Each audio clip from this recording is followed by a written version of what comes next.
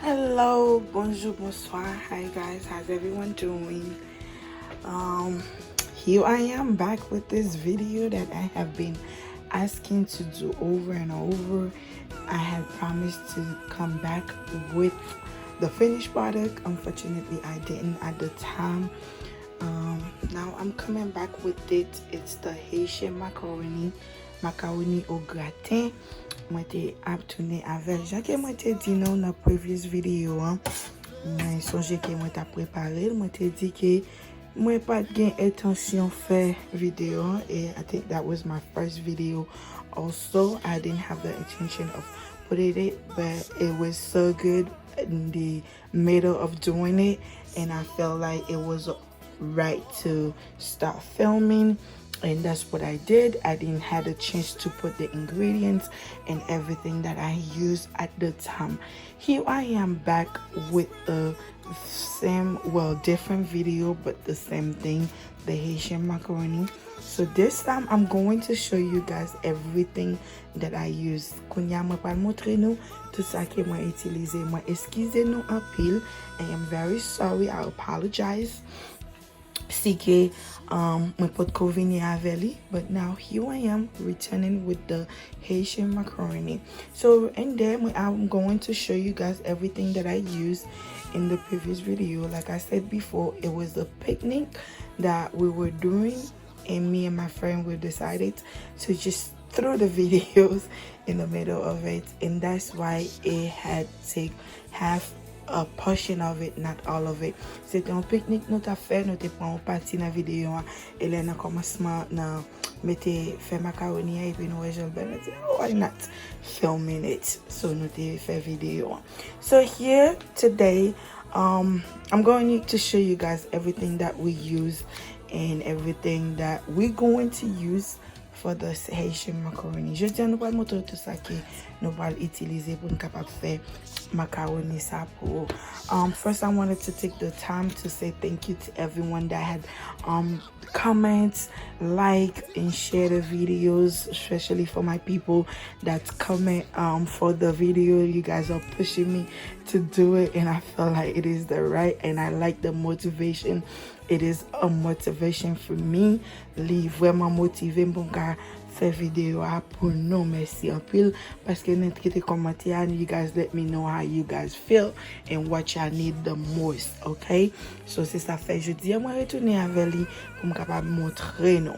So merci avec tout le monde ça yo. Tout le monde qui remet, qui subscribe, qui partage vidéo. I want to thank you all. Et ou même qui a regardé cette vidéo ça pour première fois, c'est passé ou passé. Mado pas passer seulement cliquer petit bouton qui dit subscribe là et cliquer petit cloche là pour pas miss aucune notification les que nous mettons en bagaille pour qu'à toujours premier monde qui garde les. Ok, et pas oublier quitter commentaire pour moi et nous j'ai commentaire ou motiver moi, so please quitter un petit commentaire, bon un petit like and then let me know how you guys feel about femme connaît comment que nous sorti nous des vidéos, ok? Merci en pile et tout le monde qui toujours supportez nous, thumbs up and don't forget to leave the thumbs up and like and subscribe and share. Abonnez avec channel ça pour capable toujours. Merci en pile pour support nous.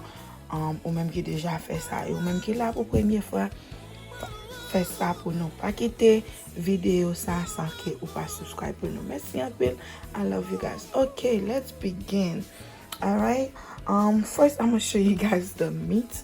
This is the meat that I'm going to use. I use the ground beef, okay, all natural ground beef. All right, no add hormones. Well, it's all different. Si vous voulez utiliser turkey, if you want to use turkey or whichever that you want to use, that's fine. And here we have onions, we have parsley, and I have green peppers. I have a red pepper. Moi gagne viande bœuf, moi gagne oignon, moi gagne persil, moi gagne piment vert, moi gagne piment rouge. Okay, here I use the Creole. It's a seasoning. Because I don't eat a lot of Maggi, ba manger un peu Maggi, so moi utiliser un peu seasoning. Okay, so moi gagne là, moi gagne dash blend, that's the seasoning. So, ou capable là, nous avons un petit criolito nous. So, nous avons deux seulement. Nous allons l'utiliser. Ok, nous avons ground pepper. Ça, c'est black pepper. Poivre. Et nous avons la complete seasoning. Ok, là, ça sont saison moi, mais un peu le garlic parmesan. Moi, toujours utiliser le ma favorite, especially right now, guys. I had shared with you guys in my last video about my new journey. Stay tuned. I'm not gonna talk about it now, but let's keep going. Ok, moi, j'ai Italian seasoning.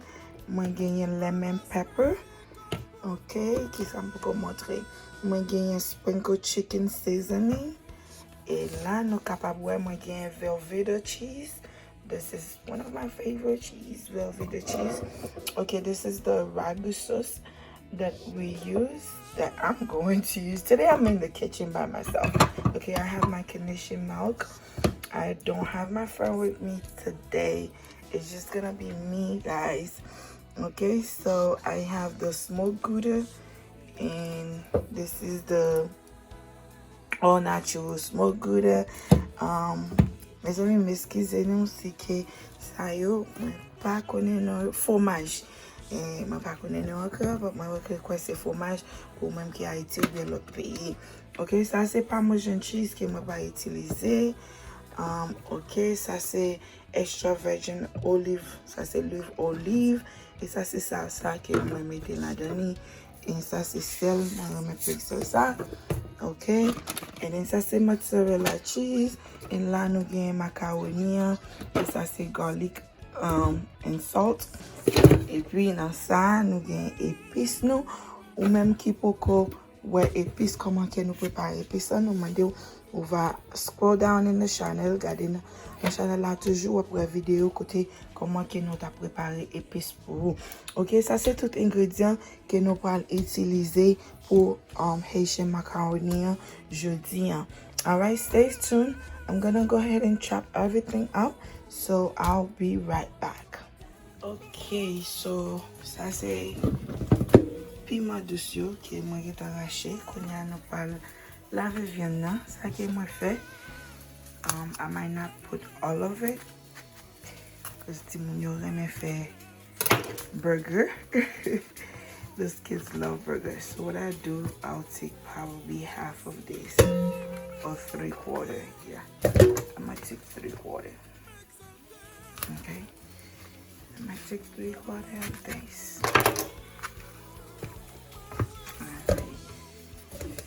I'll leave this for burger. Those kids love to make burger. So ça que je vais faire, c'est citron. Ok, je vais piger citron là-dedans. Des petits sel pour laver. I know not many people that like to do that, but me, I do. Je fais ça. Piger citron là-dedans, je finis chaud. Ok. On va montrer nous. Je vais chaud des viandes là.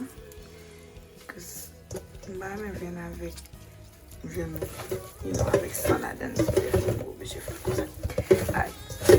Voilà, moi j'ai veggie that I already chopped off. That is the veggie.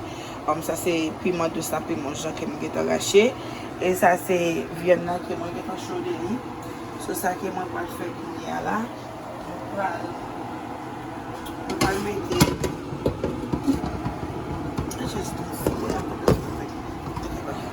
So, we will make viande now. I'm going to petit garçon moi avec jeudi. So bear with me, okay, guys? I'm trying to work with one hand. Okay.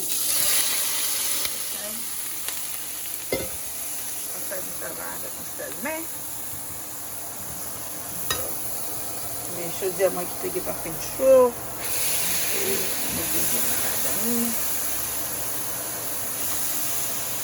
Okay. So it's gonna take a couple minutes to heat up. Quand on vient à Pagalan, so we just keep it là. So moi pour préparer béchamel là, okay? Donc préparer béchamel là. ça que nous avons préparé dans l'autre vidéo. C'est bien malheureux. I'm gonna do it in this. So I'm gonna go ahead and open that up.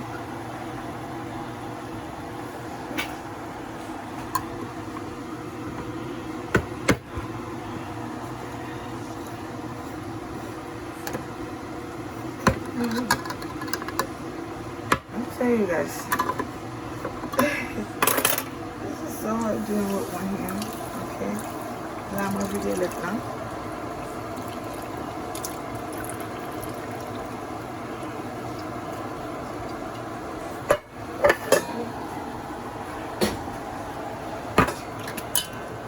Capable d'utiliser n'importe lait qui vous préférez. Mais I use carnation milk.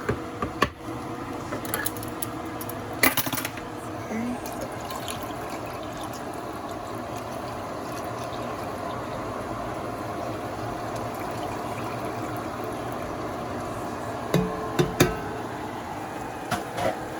Okay, and there, what this is cooking. So I'm gonna use some of the épices. Appliquer épices. Pour capable tout entrer dans le canal.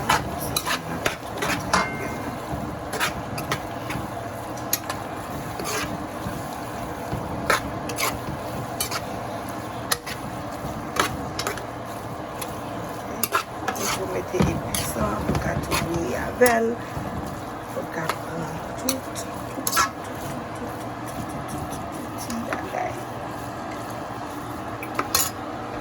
Ok, je travaille des côtés, guys.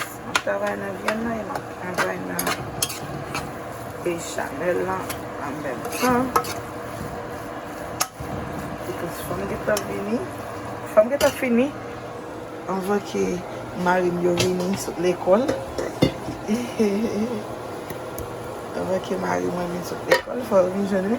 I told my son I was making this. My petit garçon qui m'a fait ça. He said, Mommy, oh, why are you doing it behind me? Who fell there, don't we? Oui. Et que je dis, c'est le jour off. Je trouve les points jours. On est capable de faire. Si manger. You guys are pressure. You guys are telling me I need it. I got too many comments not to do it. Okay. Là, moi, j'ai ajouté un petit baie, un baie Parmesan.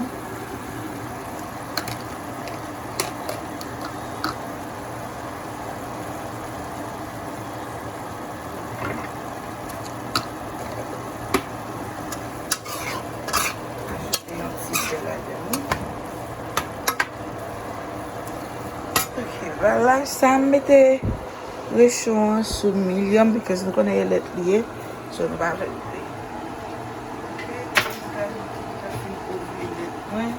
They get off in with cheese on, so I'm going to put the. I had already show you guys. Konyala, I'm going to make the smoked Gouda.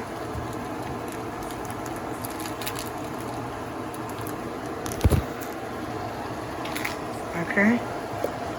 So, si nous te voyons dans l'autre vidéo, on va craser cheese pour qu'il melt. C'est ça, on va craser. Okay. So, ça encore, ça c'est un apple smoked. It's all natural smoked Gouda, okay? Alright.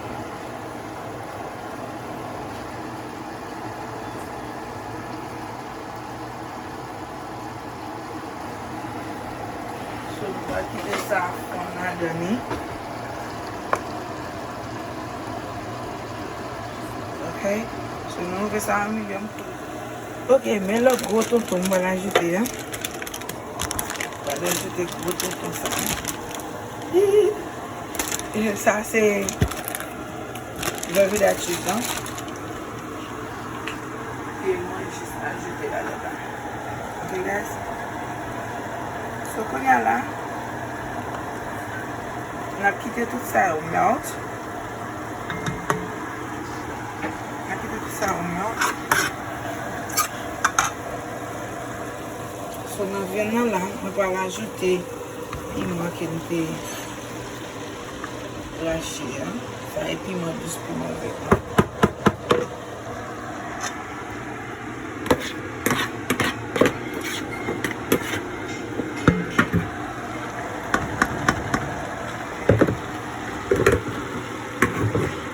On va ajouter piment ça là.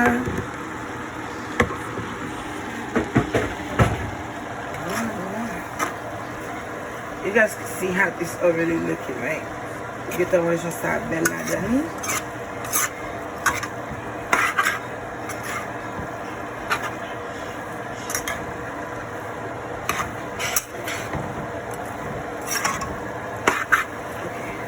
Là, pendant ça, nous allons aller ajouter tout le spice que nous avons montré. On va l'utiliser. Ok, premier ça nous va mettre créole là.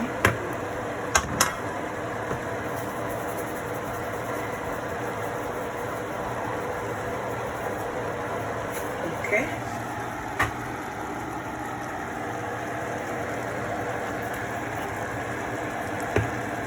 Là, ça c'est garlic avec parmesan. On va mettre en pile. Un petit casse de flavor.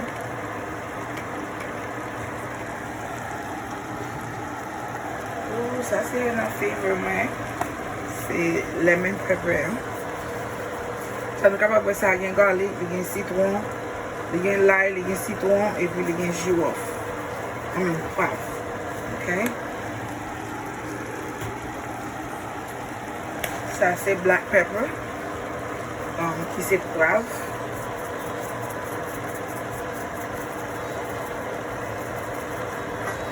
Ok.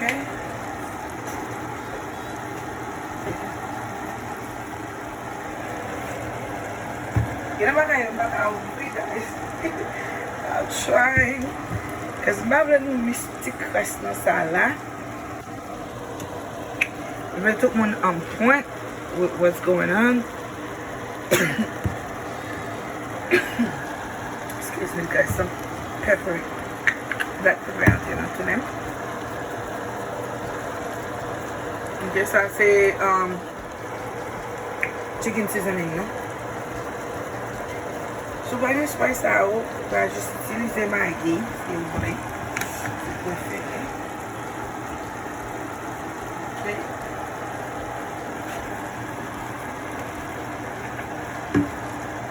Et là, on utilise, c'est ça, sauce là. Ok, on just utilise un petit flavor. C'est pas really, it's okay. Next, moi, on va mettre, nous tout connaissons même l'ail. C'est l'ail. C'est tout le monde connaît moi même l'ail en pile. Bafan, on va mettre l'ail dans le parce que c'est tellement même. Et nous avons un petit créolito. On va mettre un petit créolito là-dedans. Nous devons mettre deux, on va mettre tous les deux, on va mettre un seul là-dedans.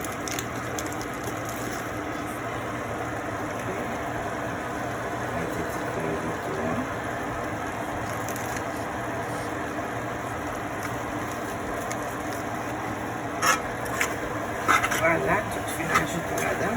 On va stir. Once we have all this inside of this, so we're going to stir it. Okay? Et on va mettre persil là-dedans avec piment. On va mettre un petit piment là-dedans avec un petit persil là-dedans. So stay tuned. Okay. We're back with this. I have this right here. I think that's the part I left off. I mean, that I started in when I was stirring the cheese in there. C'est une partie ça que nous avons posté la première vidéo. Nous avons monté au previous ça que nous préparé, que nous avons mis. So, voilà. Now we here. Okay, and I didn't believe you guys see this process also. So there it is, the ground beef. Okay, what I add into it some parsley and thyme. We make it paint avec parsley avec piment là-dedans. Okay.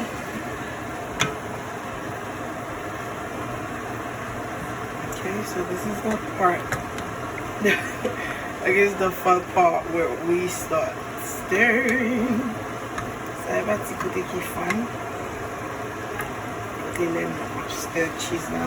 Make sure cheese not crazy là-dedans. Ça c'est parti qui est vraiment intéressant.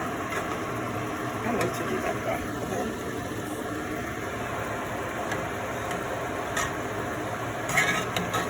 I might have done this in a while.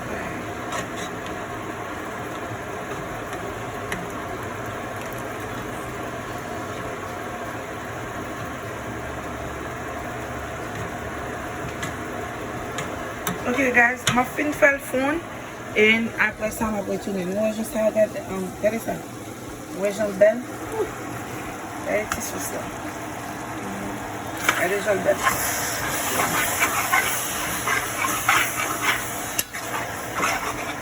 You keep stirring it about boulet. Mais depuis moi juste pour cabal ça. Si mon moi l'autre c'est moi guys. C'est tout. C'est tout petit ça qu'on fait manger avec moi. C'est quelque chose à vraiment. D'ici tellement on a mes piments, on va montrer nous qui ça qui nous try. You want bagay c'est tellement spicy. Les try. On va montrer. No, that calls spice, hot and spicy, hot fire. Ça c'est un noodles lié, mais c'est tellement spicy. Aïe, mon gars manger là. C'est lui-même qui mange peut-être. C'était là dans Mommy, don't say that.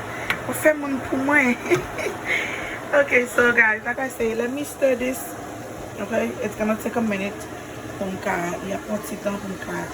Melt cheese like from cheese. So let it lie there, moi, put on my face. Okay, là guys, moi ajouter un petit crasse dans mozzarella cheese et avec Parmesan cheese, okay? Like I say, c'est pas voulu non mis rien. So, on va montrer nous.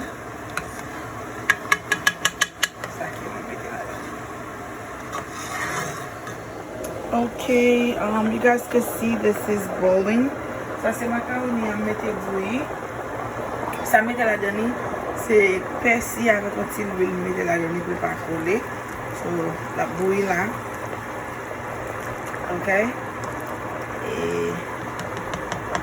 Et pourquoi bon? Et moi je viens là. Oh, guys, this is so good, guys. Chalet macaroni a fait nous pas tellement well, but it looks so good. Okay, guys. So ma macaroni a fin cuit et puis béchamel là, boom boom boom boom. So okay, and then pour capable mettre it all together. So I'm gonna mettre tout ensemble pour capable boire. Okay. Thank you.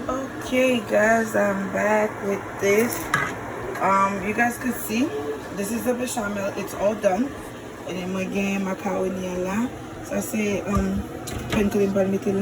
you could put some butter on it, so again cooking spray, you can make spray cooking spray, or you can make butter like that, okay? So moi-même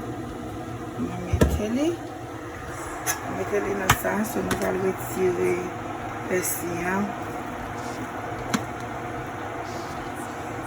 Retirer persil là-dedans.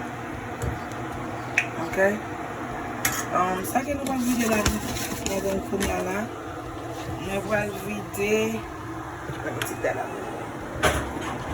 allons vider ragoût cheese là. So capable d'utiliser n'importe mwen qui ouvre. Salier c'est que c'est double cheddar. Okay, that's the cheddar cheese. So ça que moi fait, moi si mel sous lui. Okay.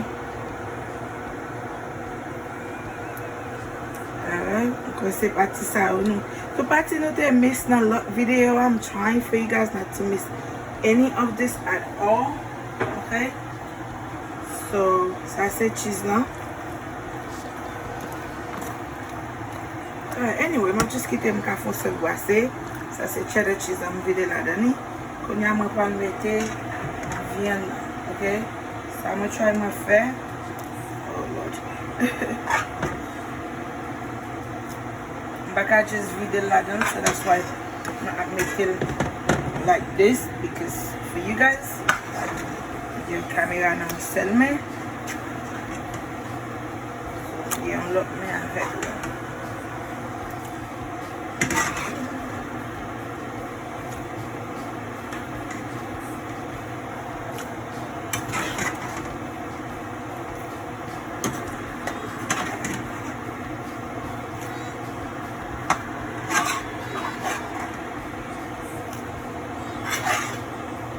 Okay, so ça c'est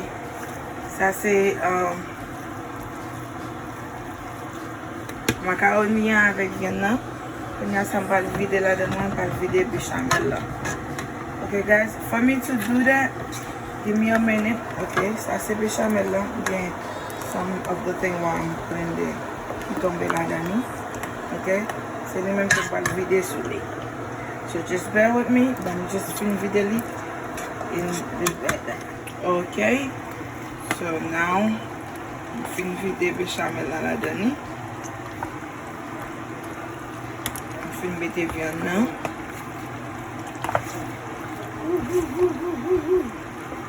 There it is, guys.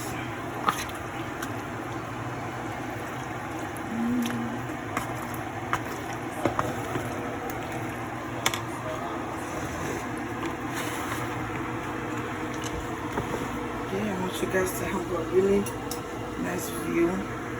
My light was turned off, guys. C'est ça fait, lumière était fermée, ça fait pas te marquer au lit. Move the lumière.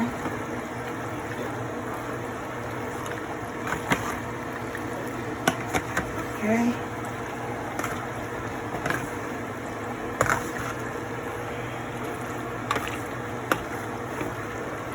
Make sure you're not macaroni. Some right in front there.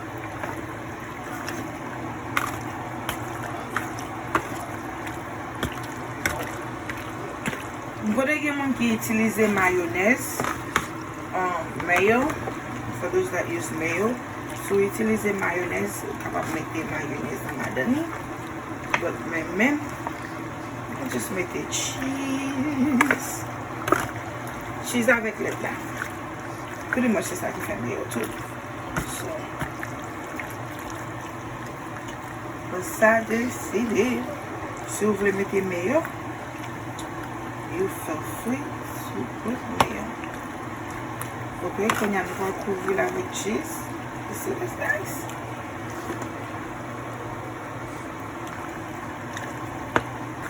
Okay. On va couvrir avec cheese. J'espère que vous allez utiliser ces mozzarella cheese. Que vous allez utiliser là-dedans.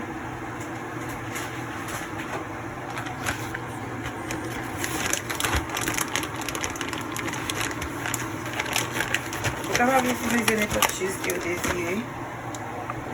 Okay. Pretty much, I use any cheese. Like whatever cheese you buy, if you cheese lié, moi utiliser.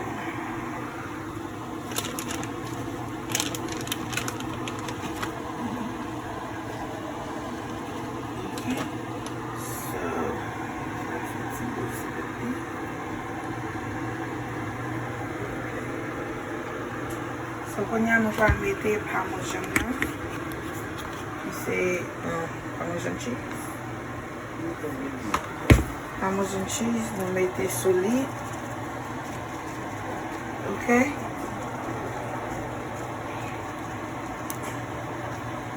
Je vais mettre le Parmesan cheese dans le béchamel là. Dans la fête là.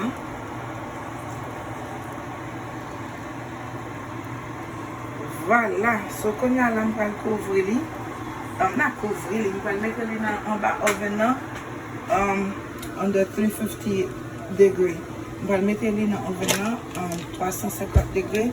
So I'm going to bali about 20 to 25 minutes. It should be all well in done. Okay guys, voilà. My macaroni I'm finna avec pour nous. As you guys can see, this is a little dipping. But you can get it till I don't know. Okay, ça c'est macaroni. Alright, jump it even to play call. But no let's un petit cal pour moi. JB. Oh, look at this guy. Look at this. Viens goûter macaroni pour. Hey. Pour dire mon yo comment macaroni. I am honored, Mama. Huh? I am honored. You honored. Honored. Okay. Now. It's hot, baby. Ooh, it is.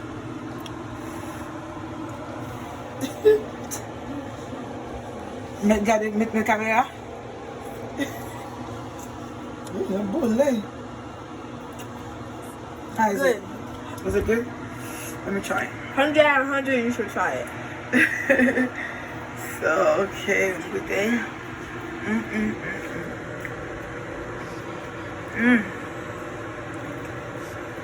Try to see.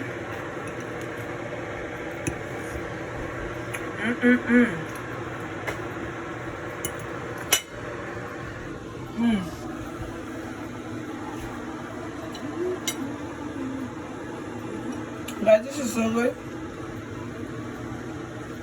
If you try, let me know. I know everybody do. Tout le monde fait macaroni différent. Même si tu try faire ce pam là, faut me connaître commenter, quitter commentaire pour moi. Dis-moi si vous-même qui pensez que ça m'intéresse de mettre encore. Ou bien qui genre que les autres try par là comment ils come out. Drop a comment, a picture, whatever, under, quitter une photo ou bien un commentaire pour moi, en bas, commentaire. Je vais quitter tout ça que je utilisé under the description box. Checkez the description box pour tout ingrédient, si vous ne pouvez pas changer tout, on mettez tout dans la description box. Merci un peu encore parce que vous avez regardé avec nous et vous pouvez partager la vidéo ça pour nous. Merci. À la prochaine, pour une autre vidéo encore. Bye bye.